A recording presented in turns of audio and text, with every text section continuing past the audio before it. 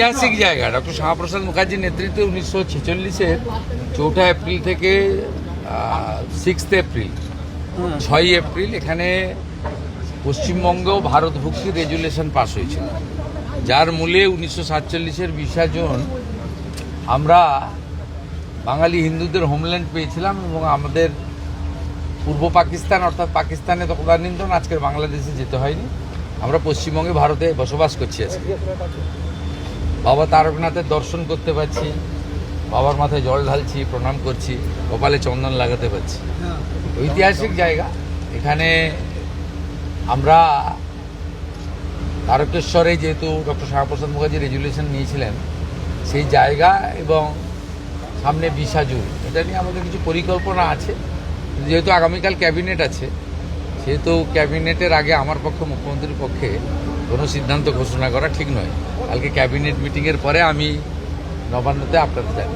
কিন্তু এরকম একটা পবিত্র জায়গা দীর্ঘদিন এমন একজনকে করেছিল যাতে এখানকার মানুষের ট্রাস্টি বোর্ডের মাথা। এখনও ট্রাস্টি বোর্ড ডিফাঙ্ক হয়ে আছে।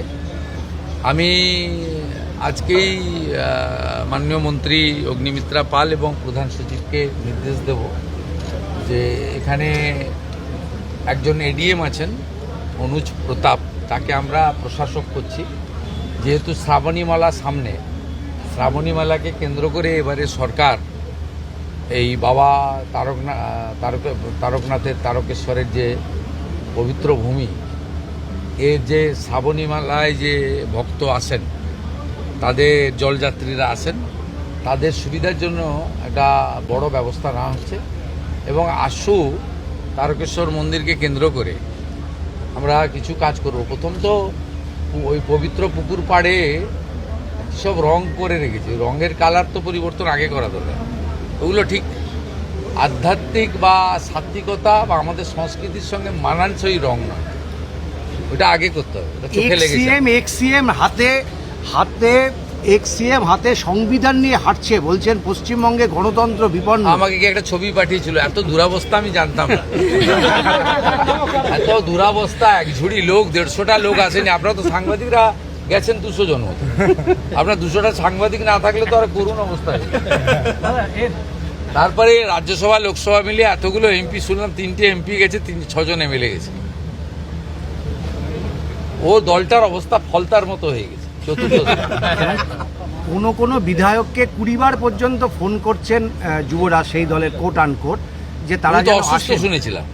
ফোনে করেছেন এরকম। অসুস্থ হলে ফোন করা যায় নাকি? স্যালাইন ট্যালাইন কিছু চলছে।